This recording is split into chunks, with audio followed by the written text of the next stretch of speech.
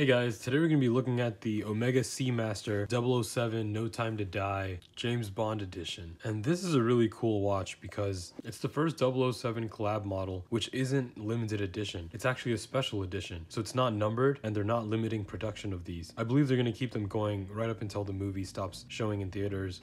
Alright, so let's take a look. So you get the same black Omega box as the Speedmaster. It's just a black outer box. I believe all Omega watches come with this box. Little silver Omega logo.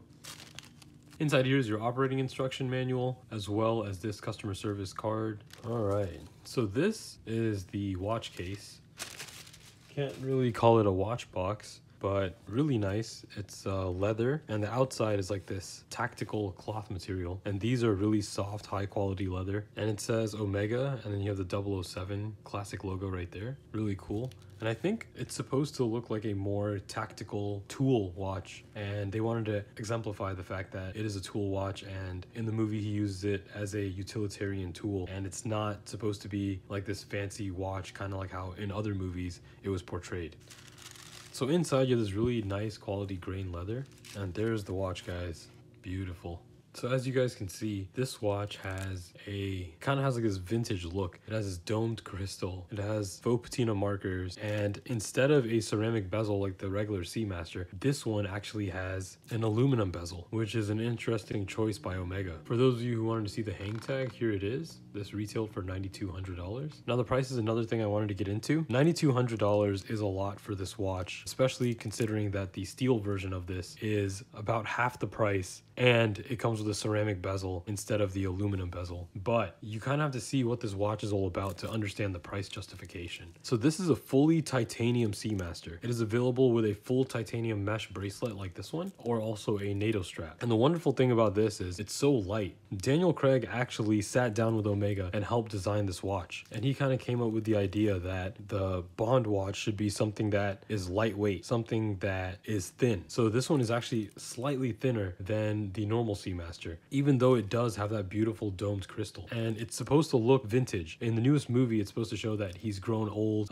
he's matured a bit. He has a different mentality than what he previously had in the older movies. And to show that he changed and developed and matured as a character, they kind of took all of those cues and put it into this watch to kind of reflect that same message. I mean, the bracelet is kind of dressy, even though this is a full-on tool watch, but they wanted to keep it looking kind of classy. And a lot of older vintage watches actually had bracelets like this. So I think that's another reason why they chose this. And the lightweight aspect of it kind of goes with what he stands about. He needs something that's lightweight, something that's he doesn't really feel. The titanium on this watch just looks beautiful. I mean, this is not your average titanium. I think there's a special grade of titanium that Omega used for this watch, and it costs significantly more than regular titanium. This watch, though much lighter than a typical Rolex Submariner or Omega Seamaster, still has some weight to it. And I would say it almost feels like a normal watch from Seiko. It has that much weight to it. You kind of get this feeling of substantialness from it, but it doesn't overwhelm you like their typical models do. So the reason they went with this aluminum bezel and even the aluminum dial instead of the ceramic that the normal Seamaster has for the dial and bezel is because it's supposed to go with a vintage look. And this is actually supposed to patina over time. It turns to a beautiful dark brown color, actually. I just love the idea that you can buy a modern watch that will patina over time. And they did that on purpose because they wanted it to look more worn and patinaed and vintage as it ages. So even though right now it kind of has a vintage look to it, it's only going to add to that effect as you keep wearing this watch, which I think is just beautiful. And if you look here on the dial, you'll see that logo down there. That is the British Navy symbol. And the reason is because Bond was a naval commander. So they wanted to throw that Easter egg on there to kind of show that. And the one thing you'll notice about this watch versus the other Bond models is you see no 007 or Bond logo anywhere, which I think is great because it doesn't look like it's a prop. It looks like a proper watch. It's a collab done right. It's not shouting in your face what it is, but it just has these subtle cues to it, and that's just wonderful. And if we look to the back, you'll see that Navy symbol right there, and you'll see 007 written in there, and a bunch of other numbers which are supposed to represent the status of James Bond and the like. And you'll just see this small 007 logo right there on the back, and that's it. You'll see no other hint that this is a 007 watch, which is great, and I think they should keep keep it this way. And you'll notice this does not have a display case back, and that is because they wanted this to be an all-out tool watch with only the tool watch design in mind. They thought that the display case back was a little much and kind of showy. Like I said, the earlier James Bond would wear something with a display case back. In this latest movie where he's supposed to be more mature and everything is more tactical, this is a pure on tool watch. So solid case back just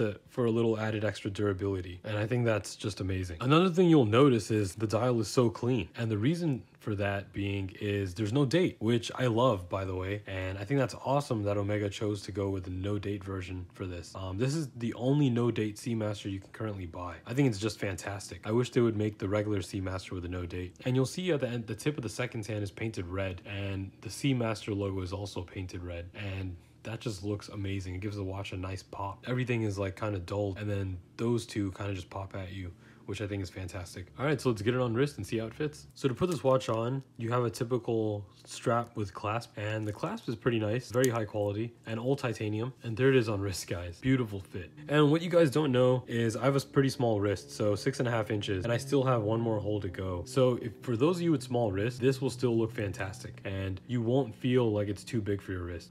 This is a very snug fit for me, and I can feel that it's tightly around my wrist. Very secure, very lightweight, very nice feeling, and just a beautiful fit. I mean, look at that. That's just amazing. So a lot of people complained about the strap being a little bulky, especially down here where the clasp is. Honestly, like after wearing it, I don't feel that at all. And also, this is supposed to get a little looser over time. So it's going to give a little, and it's going to have a little bit more flexibility as you wear it. So right now it's a little stiff.